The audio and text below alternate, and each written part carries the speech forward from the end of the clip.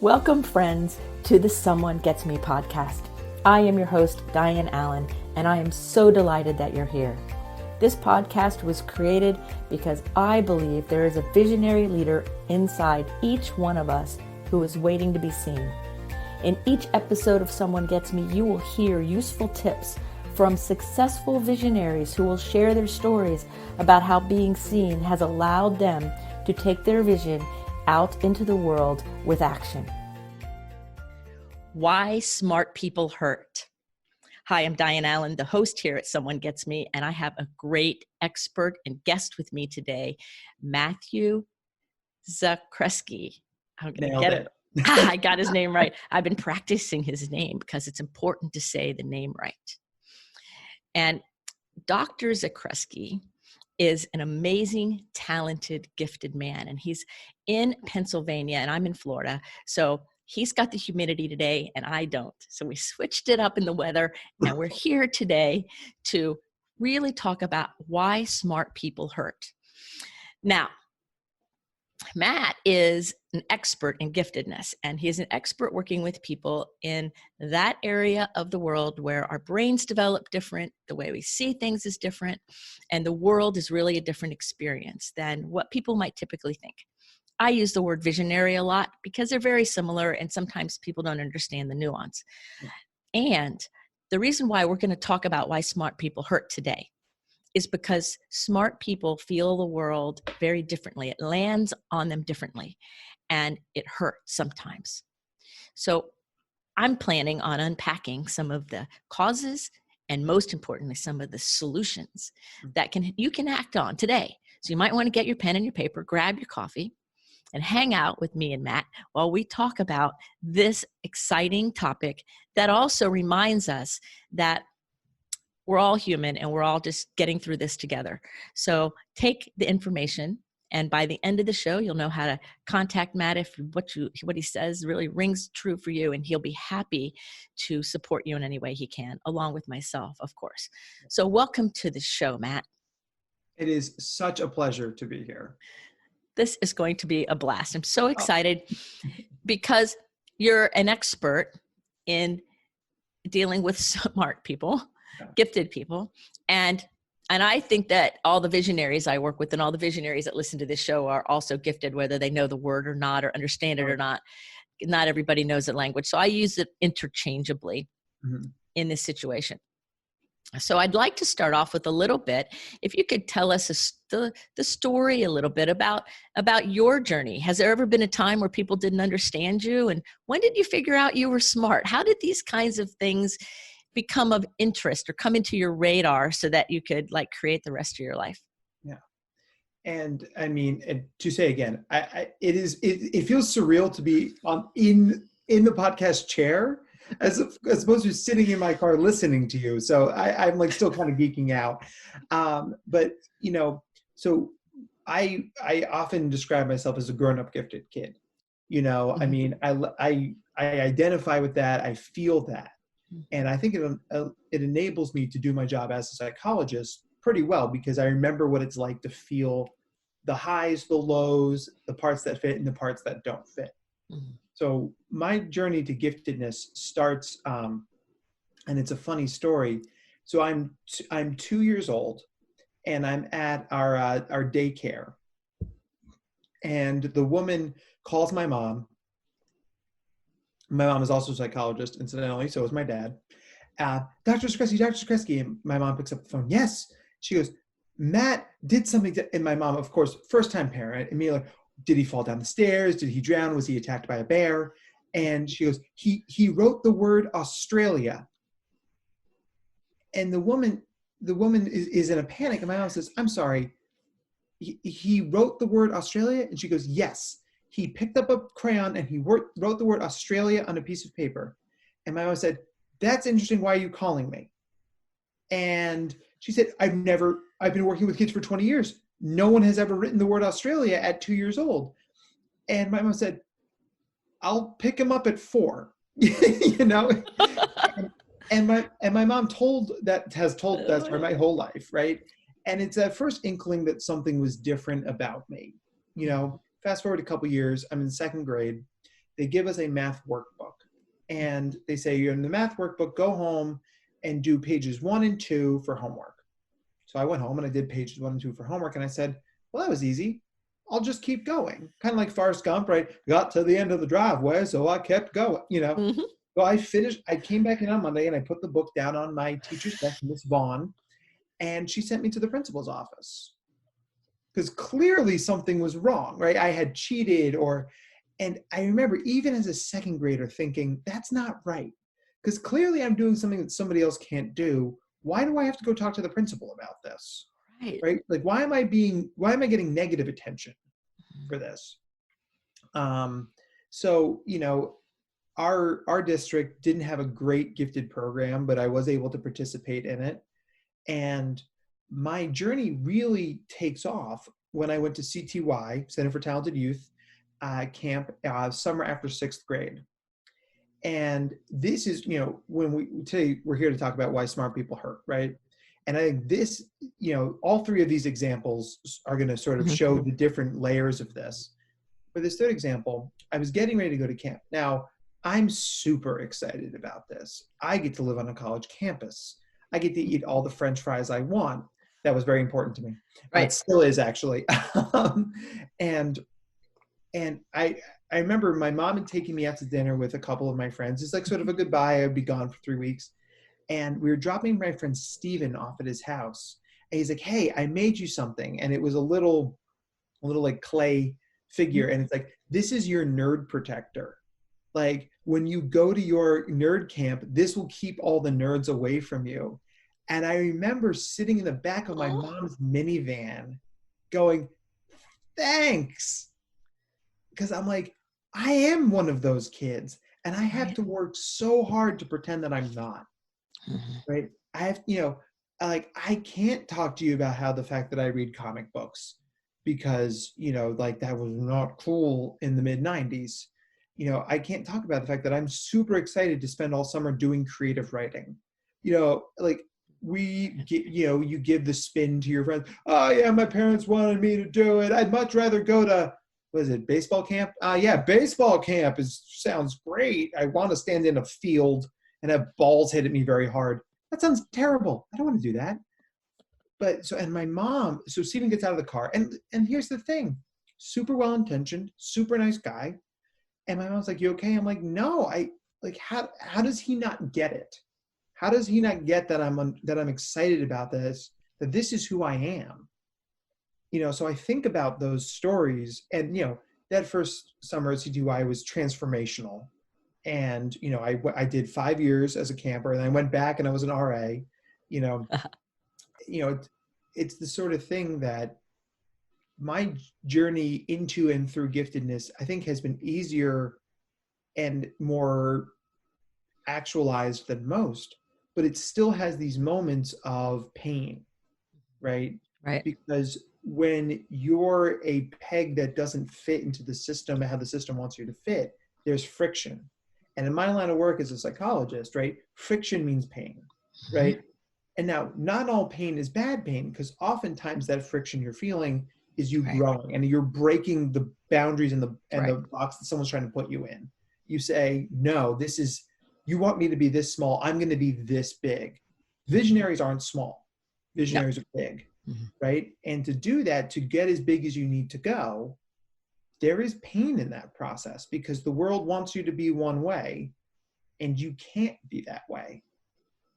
It's like inherently it's not possible. And even though we may try to fit into it or whatever, I always kind of see it as like a form of static. There's like us, and then there's this static around that we have to kind of negotiate to sort out how we're going to expand beyond it, or what we're going to do with it, or, and sometimes it's oppressive and sometimes it's just annoying, but it still is there until we really start working on the other side of it, and it creates pain, and it creates a hurt in people who feel not understood for whatever reason. And those examples you gave are like so true. I have a gifted kid I'm working with right now, and he had a friend in school, and they were just friends. It wasn't his girlfriend or anything. And she had her birthday party, and she had acne on her face, and like most teenagers do. And he is the most sensitive kid in the world. And so he gave her for her birthday acne cream for her skin, thinking he was helping her. Yeah. He wanted her to feel better about herself Right. because he knew she didn't. Yeah. And of course, she took it totally the other way. And it took a while for him to see that his intention was a good one, and how it got translated out into the world and how she received it and how it landed on her was quite different. And so so both of them here, these two gifted kids are both being misunderstood Yeah. by each other and not really sure how to do it because it's a little awkward sometimes, Yeah.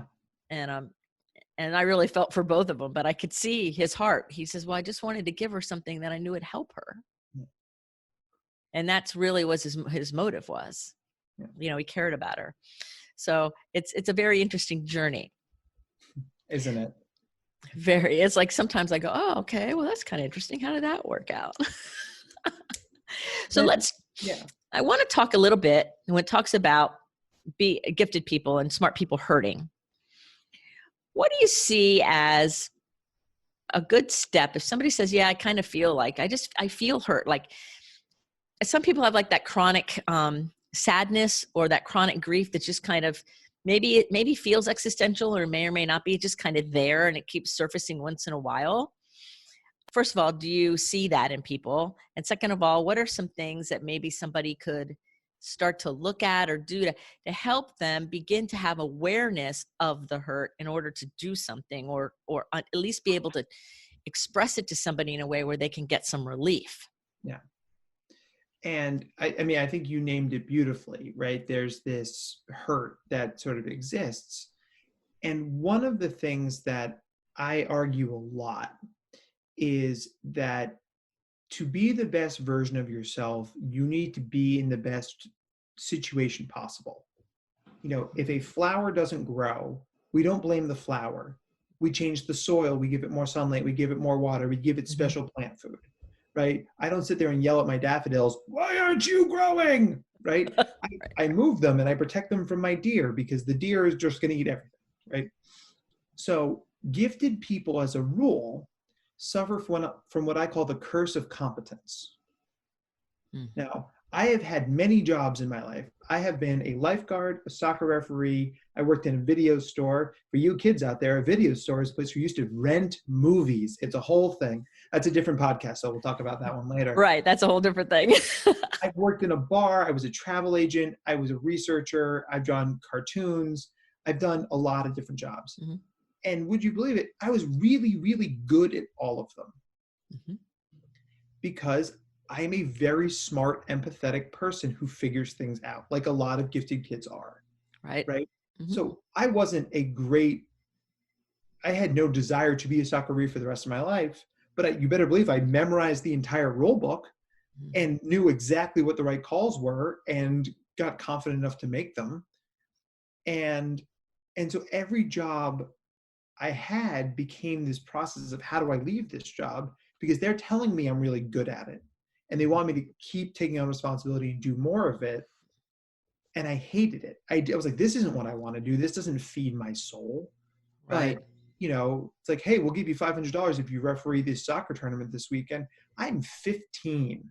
And I'm like, okay. Turns out it was an adult soccer tournament. I had grown men in my face screaming. And I was like, that call's correct, right?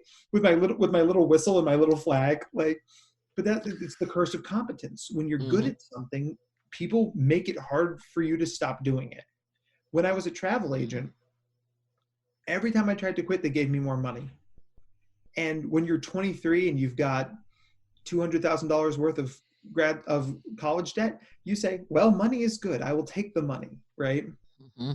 So part of it is understanding where you are on that cycle, right? Where are you in the curse of competence?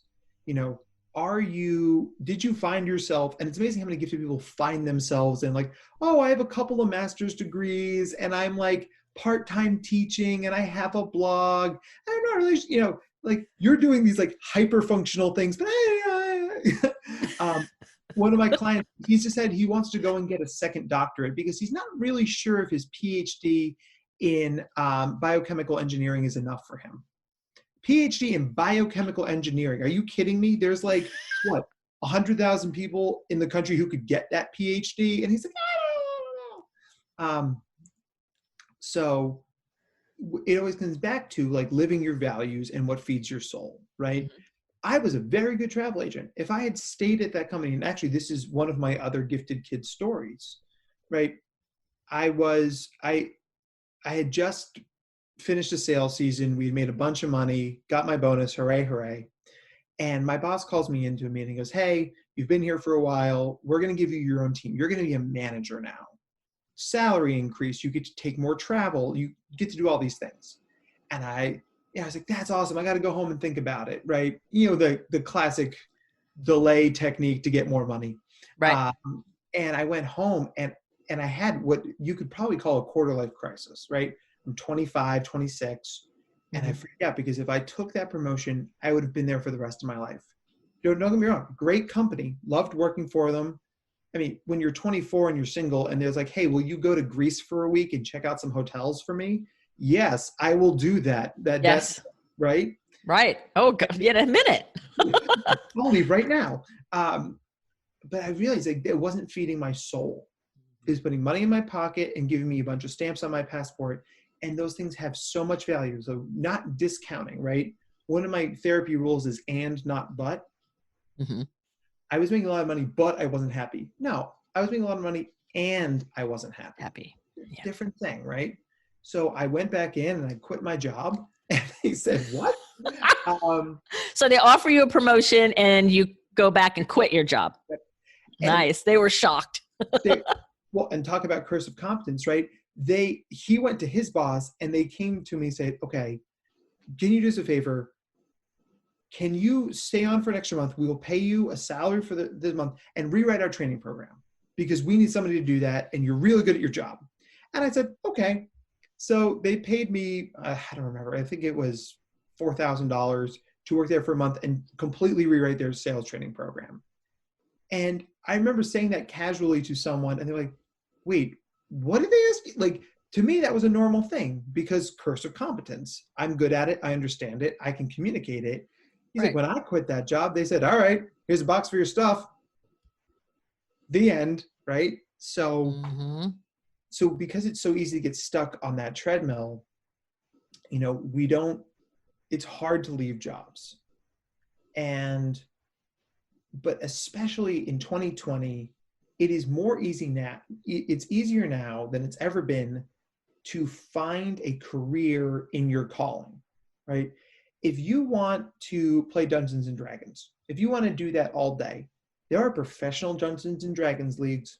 You could do a podcast. You could do a YouTube channel. You could go to cons. I mean, there are ways to make a living based off our passions that didn't exist 10 years ago, 20 years ago, 30 years ago. Right. And, you know, I have a client I work with. He has a full scholarship to a major university because he's really, really good at Fortnite. Wow. Right? Full scholarship. Like traditionally, right, for the baseball players, football players, softball players, soccer players, you know, but he is an amazing Fortnite player. So their esports team gave him a full ride to an elite school. So, and I tell people, steer into your passions, right?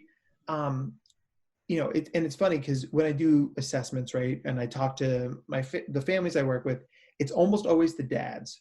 We're like, well, you know, I mean, it's cool. It's cool that he's smart. I'm not saying he shouldn't be smart, but like, wouldn't it be better if he did football? Because I did football, and football was good, right? You have to use the word football a lot. And because, you know, and listen, the archetypal high school success story, leather jacket, cheerleader, right? Right. If that's not who you are, if that's who you are, go for it. Play wide receiver. You know, just protect your head. But like, you know, I tell parents, and it's usually dads, I'm like, there are cool kids, there are popular visionary kids in every pocket of every organization. They're the coolest kids in the theater club. They're the coolest kids in marching band. They're the coolest kids in AV. And you're going to find the best versions of those people when you follow your passions, when you follow the things that make you feel best about yourself. So set it up as an experiment. Give a kid 6 months to do a thing they want to do, right? And they're going to end up being happier and more successful doing that thing, and probably make more friends and probably increase their self-esteem by following those threads rather than doing what they're supposed to do. You know, my my wife often teases me that my life is like a movie, and I think it's part of it's because I tell stories. I'm good at telling stories, but when I was a freshman in high school, Mm-hmm. basketball tryouts and musical theater tryouts were on the same day. Now, I had played basketball all my life. My dad's really good at basketball, and I'm okay. You know, I can do all the things you need to do to play basketball. And if I had gone out for the team, I would have probably played on the freshman team, and I probably would have been called up to junior varsity at some point. I never would have been a star on any team. I'm a grinder when it comes to sports. Mm-hmm. And then so I'm holding my basketball shoes, and I look to my right, and there's the musical theater, and that's where my friends were. And I took a deep breath and I ran into the theater, and I was like, okay, here I am. And I auditioned, and fun fact about me, I can't sing, terrible singer, but I can act and I can dance. So they took a chance on me, and I came home, and over family dinner, my dad asked me how basketball tryouts went, and I took a deep breath and I said, I went to auditions for the musical. And I'm telling you, I think my life in many ways hinges on this moment, because my dad looked at me and went, cool, how'd that go?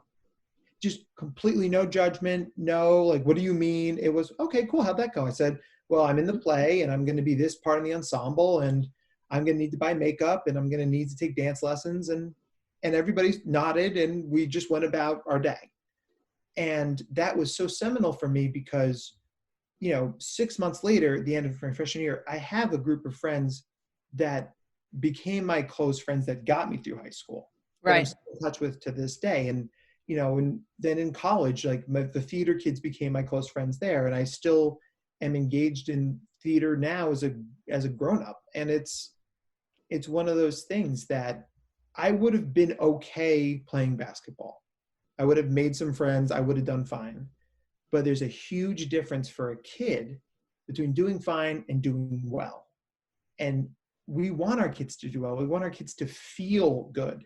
And when we don't, that's when gifted people feel pain, because it's this functional capability. It's this curse of competence, right? Mm-hmm. I'm good at this, so I should be happy. Mm. I'm not happy. Matt, I tell people a lot that it's not a question about what we can do. It's what are we called to do? And Yeah. that's what you're saying. It's the same thing. It's follow the thread of the soul, and what are we called to do? Because you could drop any of us anywhere and we'll be able to do whatever it is we need to do. Mm-hmm. And that's not the point. The point is what's our soul say? What are we called to do? And so as I am listening to you, and if I was like, if I was an adult person listening to this podcast and listening to you and I right now, and you tell this story because it's so common, the stories that you're saying, it's so common. And I'm going, yeah, but I'm an adult. You mean I should take like 6 months or so to try to follow my soul? Like if I'm an adult listening to you and I'm going, yeah, but I'm an adult, and I don't even know if I have 6 months, and where do I even start? What would be step one for that person, do you think? So step one is my 1 hour a week rule. So this is the idea, because change is hard, right? And say you're the CFO of a company, you're making six figures, and you're like, I can't become a high school dance teacher because my salary, our like benefits, all the very real questions we have to deal with as adults. Right. So I think let's not think about where we're going to end up. Let's think about starting. We add 1 hour a week. Right. So if you want to be a dancer, can you commit to dancing 1 hour a week? It doesn't have to be all at once. Can you dance 10 minutes for 6 days? It's an hour, right? Mm-hmm. And then when you do that, report back to me. How do you feel? You feel better? You feel happier? Does your hip hurt because you've been dancing and you're X years old, right? So then try 2 hours a week, then 3. And what ends up happening as you do it more, you realize like, if I'm going to do this more, I need to access more resources, access more communities. So maybe you take a dance class at the local Y, and there you meet somebody and they say, oh, actually, I dance in this group. If you want to audition, well, maybe I audition for the group. And all of a sudden you find yourself being surrounded by more and more complete communities. And maybe it's the sort of thing you don't quit your job, right? Maybe you don't quit your job as CFO, but maybe you say, hey, I'm going to work in the office 3 days a week, and I'm going to work from home 2 days a week, because on the days I work from home, I'm going to dance. I'm going to go to my dance class. I'm going to hang out with my dance friends. Right. And that becomes the way you get the best of both worlds. I always say there's no wrong way to do what you love as long as you're doing what you love. And if you keep I love that. Right? Say that again for everybody. Say that again for everybody. That's a good one. Graphics up on the graphics, we'll put them in post, right? There's no wrong way to do what you love as long as you do what you love. I love that one. That's a great one. It's a great one. And it's one of my favorite things in therapy is it's simple, but it's not easy. The idea is simple, right? Right. But doing it is complicated. I mean, we have mortgages and debt and kids and partners and commutes and right. But the thing is, those things are never going to go away. Those things are always going to be there. Instead of fighting them or waiting for them to stop, right, to then make the change to what we want to do, we say, there they are. I see them. I'm going to turn this direction and focus on what I can do right now. And I'm going to start with 1 hour a week. I love that. I love that 1 hour a week rule, and then like kind of stepping it up, because first of all, we can do anything for an hour. Right. And even when we break it up, it makes it easier. And it also, I'm listening to it, I'm like, it also gives everybody a chance to say, is it really what my soul is calling me to do? I might think it's what my soul is calling me to do, but as I start going down that road, I might go, it's kind of fun, but it doesn't have the same feel that I was thinking I might be getting or whatever. And that gives you a chance to pivot or change or refocus without having gone all in something that you may or may not be sure of, and not, shirking all your adult responsibilities because now I'm going this way, which some people do. Right. And so I like that balance a lot. That's a very helpful thing. And it's kind of fun because I'm one of those who I can do both. I'll do the 1 hour rule week, and then the other stuff like this podcast. I had people say you should do a podcast and share your information. I'm like, okay. Yep. And then I started the podcast. Everybody goes, wow, that was fast. I said, it was a good idea. Yep. I know how to do it. I didn't know I was going to be doing interviews. Somebody asked to be interviewed. I'm like, well, I'll try that. Now I love doing interviews. And as an introverted empath person, it's fun because you get to meet all these neat people and talk about things that bring my heart joy. And so it feeds that part of my soul, but I didn't know that was coming. I was just like, oh, that'll be fun. I think I'll do that. But then other stuff, I do the 1 hour rule. So I'm like, oh, I like that plan. That's like really fun. And I think it helps decrease that sadness and that pain of feeling disconnected and feeling maybe disenfranchised, is to start, because then you start building that community, little by little. So the socially awkward people who are afraid to build the community, like, yeah, I know maybe I should take that dance class, but I'm doing okay at home. I'm not sure I really want to step out. Is there something that person should maybe pay attention to as far as taking the risk maybe to reach out even when there's a part of them convincing themselves to stay home? You know how like we can overthink and talk ourselves out of the very good thing. Right. And what would you say to that person maybe who's talking themselves out of what their heart and soul is saying? Go give it a try. Give it a try. And our brains are so good at doing that because our brain's number one job is to protect us, right? Mm-hmm. Where we are is safe. Our brains have analyzed the space. This is a safe space. There are no bears here. There might be bears outside, so let's stay inside, right? Yeah. And it's this, and one of the things I say to people that I work with all the time is that fear tells you something. That fear tells you that the growth, whatever growth you want, is that way. Now it's up to us to decide if we want to listen to it. We may not be ready, right? We can't just flip a switch. But the idea is every time you check in with that feeling, is that feeling still there? Is that feeling of activation still there? Because it's telling you that's the direction you're meant to go. Now, Mm. the road may twist and turn and there might be branches, right? But as a general cardinal direction, that's where you want to head. So instead of going straight ahead towards it, maybe we walk along the side of the road for a while, right?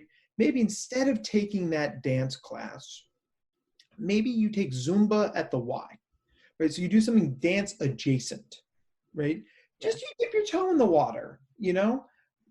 Maybe instead of playing in an adult soccer league, because you're not sure if you can play soccer as well as you did in high school, maybe you volunteer to coach the youth team. There is not a youth team in this country that couldn't use another volunteer coach, right? Right. It's funny, even though I wasn't good at baseball, when I wanted to feed my soul when I lived in Boston, I volunteered with a little league baseball team, right? They were right over the bridge from us. Mm-hmm. And, you know, a couple of my friends and I, we would trot over there after work, and it was very Bad News Bears, right? And, but, you know, it was Boston, so it was wicked had to teach them. And it was one of those things that it made me feel good, even though I wasn't, Right. you know, my career has nothing to do with baseball, but at the time that's what I needed. But by doing something that fed my soul, I made closer relations with those people who were like-minded. And Right. I don't need to be friends with all of them. I need to make a connection with someone. And if you're a more introverted person or socially awkward person who's listening to this and thinking, I can't, what I'd suggest to you is, instead of saying I can't, which is one of those all or nothing statements, right? Try it feels like I can't. Mm-hmm. Because what you're doing is you're mentioning a feeling, and the feeling is telling you you can't. But that is not an actual statement. The reality is that we can move in any direction we want. We are all the queens on the chessboard. The idea is our brains are telling us there might be bears. So we should move slowly. I have no problem with moving slowly, but better to move slowly than not move at all. You know, there's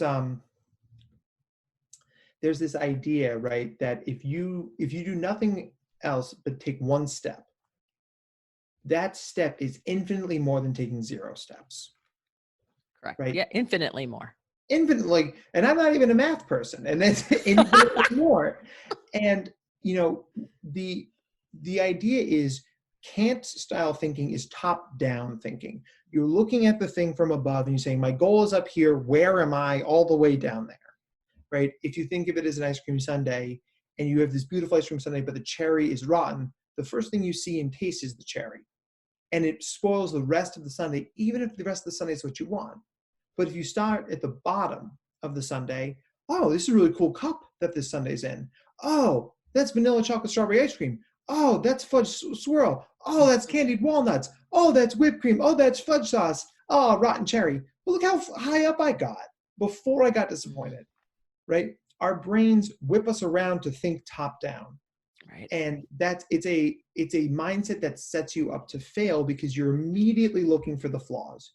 You're immediately thinking about, why am I not where I want to be?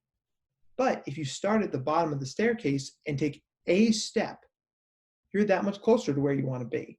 And it's a lot easier to give yourself credit for things you're doing away from 0 than looking at it from, I am this many steps further away from 100, from where I want to be. Right. Yeah.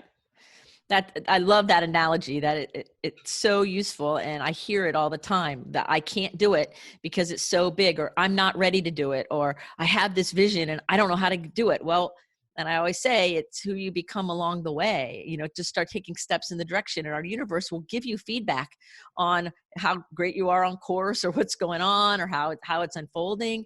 But if we don't have some momentum, it's impossible to get good information from the universe on you know, kind of making our trajectory work in the way that we want to. I love that ice cream sundae. You know, that's a great analogy, because it's so true. It's so true. Last time when I go to the ice cream parlors and I get a sundae, I check out the glass and I get into it, and then I don't think I've ever checked it out from the top down. I've always checked out what's holding it. When you're talking, I like, oh, yeah, that's pretty cool. It's true. And the things that we do that make us happy, like eating ice cream sundae, we naturally think bottom up, right? We tend to be happiest when we think things from a bottom up perspective, right? Like Right. if you go out to dinner with a friend, you're like, I am happy to being out to dinner with my friend. That's bottom up thinking. I had nothing, now I have this thing. You don't naturally go, oh, I'm out to dinner with Sally. I wish I was out to dinner with Bob and Sue and Hernando and Boris and everybody else. Right. Because most people don't think that way. I have this one thing. Oh, what about these other 20 things I don't have? That kind of thinking makes us miserable. Yes. Right? So when we're doing our best, when we're feeling our best, we tend to be naturally engaging in the bottom up thinking. So identifying that and isolating it and trying to turn up the volume on it naturally turns our brains towards this growth stuff, towards this moving towards living our values. And it becomes a virtuous cycle. The better you feel, the better you do. The better you do, the better you feel. The better you feel, the better you do, right? Until they have a podcast and they're talking to us about how our podcast helped them start their podcast. And it's a whole Right. And the chain reaction goes on, and it's a beautiful thing. So what about the person that's procrastinating, stuck in the I can't, that top-down thinking, because gifted people, smart people, visionaries love that I can't get started for whatever reason, whether it's imposter syndrome or they're just afraid or they're really good at excuses and distractions. And what about procrastination? Okay, so we're going to start with the bottom-up thinking, and procrastination feeds in the top-down thinking. Yep, very much so. Okay, so if I don't want to procrastinate in that top-down thinking and I want to get over here, now what do I do?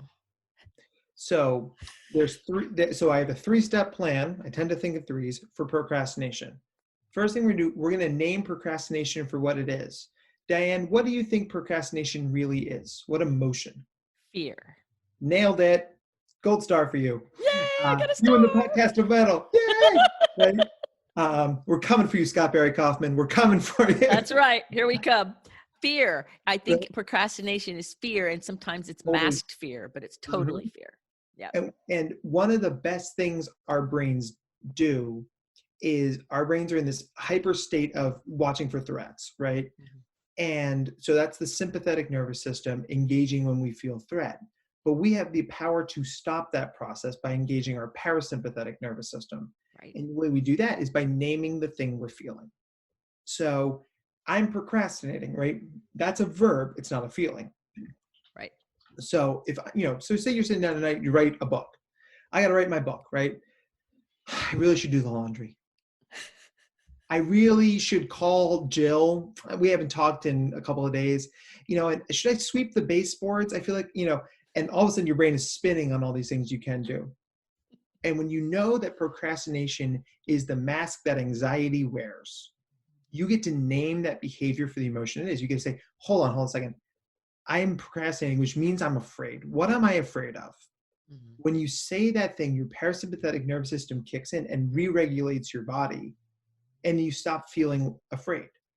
So that's step 1. You name procrastination what it is. Procrastination equals fear.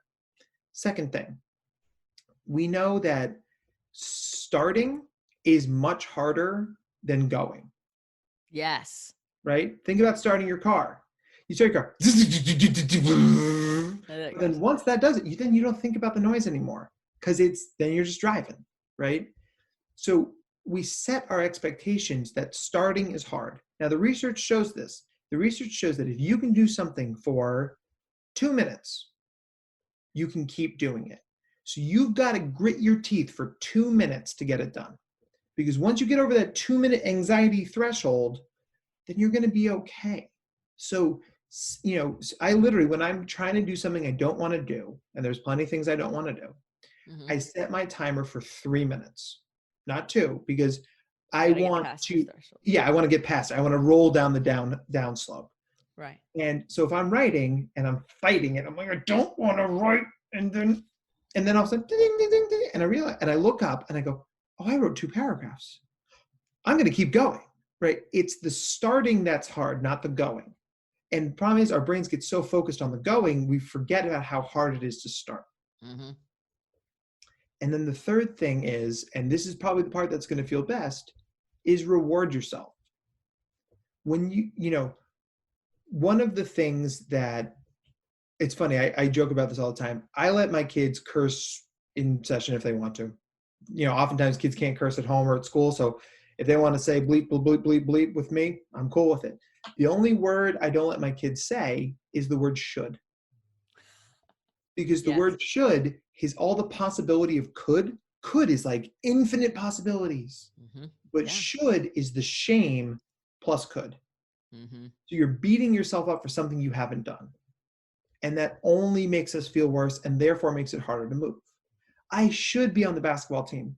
You could be on the basketball team. There are clearly some things that got in your way. You should be running I should be running a marathon. You could be running a marathon. Why aren't you? Let's talk about the things that are getting in your way. Don't beat yourself up for something you're not doing. Talk about what's getting in your way. That moves you to a problem-solving mindset that talks about the fear. So the third thing, once we start doing the thing, we reward ourselves. We reward ourselves with, it's a cup of coffee, a glass of wine, sitting on the deck, calling Jill. But the idea is we move outside this tyranny of should, right? Yeah. I should be writing. Well, you could be writing. What's getting in your way, right? Is it that procrastination thing? And since we have our 3-step process to breaking procrastination, name it for anxiety, fight through the first 2 minutes, and then give yourself a treat for a job well done, you're going to break that should thing because you've moved from I'm beating myself up for not doing this to I realized why I wasn't doing it, and now I am doing it, so now I feel good. So fight the tyranny of shoulds. I love the fighting the tyranny of shoulds, and I'm sitting here and I've heard over the years different people, and I hear their voices in my head as you're talking, and I always hear that, yeah, but once I do the 3 minutes or the 2 minutes, or once I get started, then I don't want to keep going because it kicks back in, and it's almost like you have to be willing to do the 3 steps in quick succession, maybe initially, in order to keep it going. And to remind yourself that fear doesn't get to run the show. Right. Because a lot of times, and like you said, anxiety, a lot of people use anxiety and other fear-based things as a convenient excuse, or maybe even a badge of identification. And if they get on the other side of anxiety, then who am I? Right. Right. And so that's where, when I'm listening to you, that's where all those like blockages are. That's where, as you start unpacking it, you start seeing all the little tendrils of things that impact what's on the surface. Right. And I like that. Cause it's the 3 steps you could do quickly if you need to, Right. I sometimes do a lot of it cause I do a lot of writing, and I have these partners where we do like little hour-long sessions where we say hi for a few minutes. What are you working on? What am I working on? Then we work for like 50. And in the last 5 minutes, well, how'd you do? Well, I'm naturally competitive with myself. So if I'm working on a book, in fact, I'm working on a book now that's getting ready to come out about spiritual giftedness and twice exceptionality. And it's coming out way better than I thought. It's like one of those where it's like, woo, Yeah. And I'm known for my spiritual giftedness and working with people with that. And it's not a big conversation yet. And so people have asked me for it. So I started working on it, right? Well, what I'm noticing is, as I'm doing this, working on this book, that I will, when I do my little working sessions with my friends, I'll look and I'll see my word count wherever I am in the book. And then I race myself. I love it. And I just open the channel, and how fast can I go? I'll edit it later. And I was doing like, a couple days ago, I did 1,200 words in that 50 minutes. I mean, that's faster than I've ever typed. Other times it's 500 or 600. But what I notice is, if there's another person there and there's an engagement, that sense of community with somebody, we're like-minded because we're both writing, even though it's totally separate topics, but it's the same behavior, then that competitive spirit in me can come out a little bit more, because all I'm doing is racing the clock in my own little word count thing. And I'm finding that it's really serving, staying out of this tyranny of should. Like I should get the book done. I should get this blog written. I should, it's helping me having that extra engagement where I can pull it off, because I was starting to say, you should be doing all these things. And I'm like, I don't know if I should be, I could be, but when I added that little bit of extra connection, that community piece, it changed everything. So when I'm listening to you, I'm like, oh yeah, I just did that kind of, that's what he's talking about. Yeah. So let's talk about, we've talking a little bit about community and connection and getting out of stopping ourselves with procrastination. But one of the other things that I really think causes pain and hurt in smart people, and since we're talking about why smart people hurt, I would love to hear what your thoughts are on being somebody who's different, and we know we're different, even if we don't know how or why, or even if we're a visionary or a gifted person and we've never used that language before, they're listening to you and they can relate to every story you're saying. And then they go, but I'm not gifted. I don't know what that means. Like they're not yet, or they can put it together, but they understand. What about having that sense of meaning? Like what our value is, what our meaning, meaning for us in the world would be, because I think there's a crisis in that sometimes with people. And what are your thoughts about developing meaning, identifying our meaning, living with a sense of meaning, and how important is that really for a smart person to help them with that hurt, that pain? Yeah. I mean, that is the core question. I mean, the idea of, so if gifted people crave anything, they crave authenticity, right? No patience for meaningless small talk, no patience for the nitty-gritty details. We're idea people, right? Give me my Fields Medal winning idea that is going to get me on the cover of Mathematics Monthly. Not the 17-page application process for the grant I'm going to need to get this research done. It's like, right? So the idea is, when we find the things that make our souls sing, that make us happy, we move in those directions, right? And in moving in those directions, we find communities and try to engage in those communities. Now, to engage in a community authentically, right? To engage in a community authentically, we go through a self-assessment.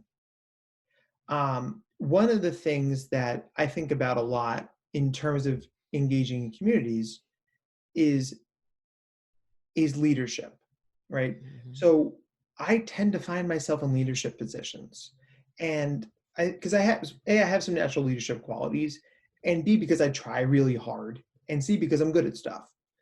And I've realized at this point in my life that the best way for me to authentically engage in a community is to be vice president of something. I'm not good at being totally in charge. I'm great at being the second in command. I'm great at being the sounding board. I'm great at dispatching people to do things. I'm not great at having to make all the hard decisions myself. And that's how I authentically engage. But that comes from years of engagement with things. So one of the things is to trust the process, to understand that it's a developmental curve.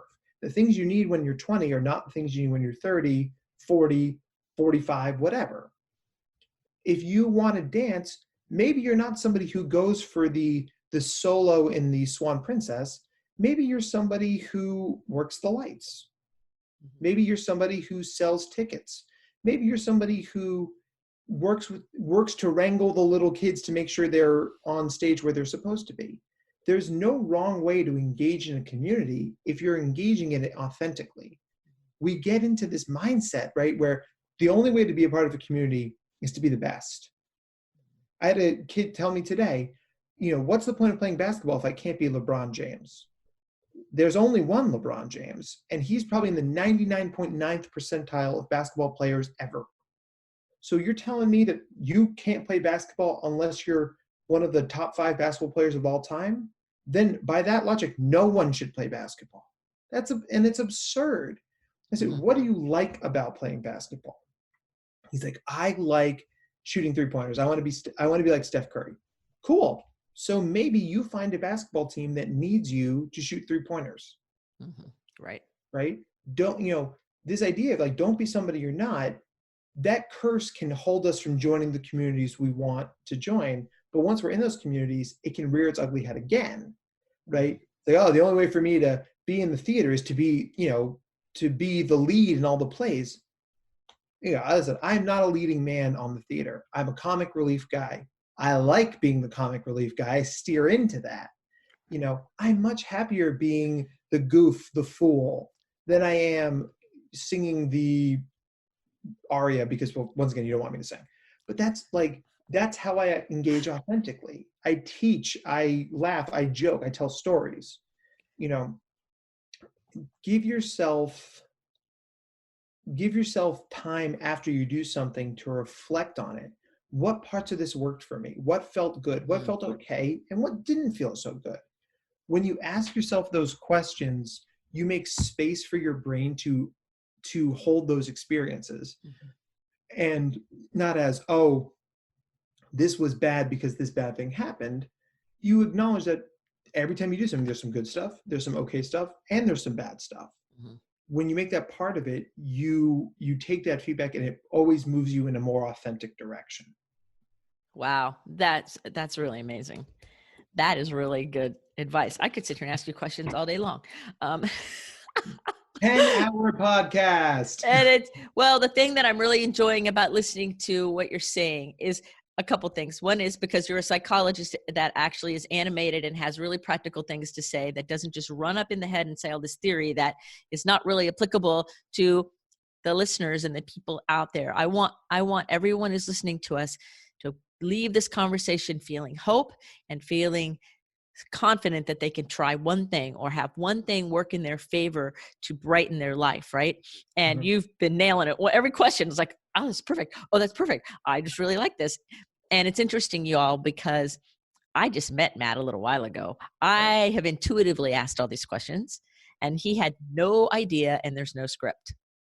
We don't do scripts. We don't do scripts. We are talking from a really cool experience. And so I have a couple questions. I'm watching the time and I have way more questions. So I think you might have to come back for a second episode. Yay! Oh, good. That means that's a yes. Can we drop like a to be continued on the... Maybe, because there is more I want to ask you about, and I want to be sensitive to everybody's, the listener's time and our time. But I have a question I want to ask you. Please and thank you. What is the most memorable food you've ever eaten? Oh, okay. Can I be a jerk and say two things? Of course. All right. So when I lived in Australia, I got to eat fried scorpions. And that's the sort of thing that sticks with you, right? Fried scorpions. Fried scorpions. So that is the number one thing. Did you like it? It was funny. It didn't really taste like anything. Because scorpions have an exoskeleton, it's just goop inside. And so it tastes like fried goop. All right. I like fried things, and it looks creepy, with the stinger and all that. But yeah, it was like more the visual experience was more interesting than the flavor, gastronomical experience of it. Okay. All right. I had to ask. Okay. Now, what was the second thing? The second thing is so I love to cook myself, right? I love cooking, and I had always said that I would be a good cook if I can make a risotto, because they're hard to make and they require attention to detail and stick-to-itiveness and things that I have to really flex and work on myself. So the first time I made a risotto from scratch and I ate it with my wife, I remember thinking, like, I've done it. I have crossed that threshold. I am a good cook. So fried scorpions and homemade risotto. Homemade risotto that you made. That I made, and I'm very proud of it. Oh, that's really, really amazing. So I'm glad that you're willing to come back for a second episode, because I have more questions about why smart people hurt. Like a part 2 is coming, because I have a lot more things I want to talk about, but I also think it's time for everybody to kind of digest what we've talked about, because you have covered a lot of ground, far reaching ground in my mind. And so I thank you for your time and your expertise and coming on the show. And is there anything on your heart that you kind of wanted to say that I didn't ask about, or that kind of feels unfinished? Because I like us to feel done when we're done, knowing that we're going to come back, but still there might be something. Is there anything that you would like to say or share before we close? So, two things. Mm-hmm. The first thing is that when you're a very sensitive person, whether you're an empath, whether you're a gifted kid, whether you just feel your feelings really deeply, your brain is going to tell you that the feeling of a feeling means you're doing something wrong, right? Mm-hmm. I feel pain, so therefore I must be broken, or therefore I'm not doing the right thing, right? And the existence of a feeling is only telling you that a feeling exists. So please, and we'll delve into this in episode 2, but don't take the existence of anxiety or fear or even depression to mean you're doing the wrong thing, because you're not. Those are parts of the process. If you're listening to this podcast in your car and you are outside the community theater and you are ready to go in there and read to be Seymour in Little Shop of Horrors, and you're like, I can't do it, I must not be ready because I'm afraid, I'm going to sit here and tell you that the fear is telling you you're ready. Yes. So the existence of the fear doesn't undo your good intentions. And the second thing is, Dianne, just to thank you for creating this space for us to sit and talk about awesome, important things. And I mean, like I said before, I've been a fan for a long time. To sit here is so cool. And I can't wait for part 2. Oh, I can't either. And thank you for your kind words. So everybody, you have been listening to Dr. Matt Zakreski. Nailed it. I got it. Oh, yes. And he has been sharing amazing wisdom with us about why smart people hurt. And there's much more to come. I have more questions. Our conversation is so rich and deep because smart people do hurt a lot. And we really want to help all of you, everybody, live their vision and feel hopeful for the future. So, Matt, thank you so much for being on the show. Thank you for being part of Someone Gets Me. And in the show notes, everybody, is Matt's website and his Facebook information and his bio. And so connect with him. Let him know you heard him on the show. He'll be happy to reach back out to you. And I watch on Facebook and I see the neat things he posts, and it's really amazing to be inspired by somebody who gets me. So thank you for being on the show. Thank you for having me. Remember, everybody, to put your face to the sun so the shadows fall behind you, because you're a rock star and you're here on purpose with a purpose. So go out there and let your light shine, and remind yourself that with every breath you take, you are beautiful, you are lovable, and you are capable. And we'll see you next time when Someone Gets Me. Be well. Bye. Thank you for listening. I trust you gained some valuable inspiration and information. Please join me and other visionaries in the Someone Gets Me Facebook group. Or for more information on my services and additional episodes, visit someonegetsme.com. Again, thanks for listening.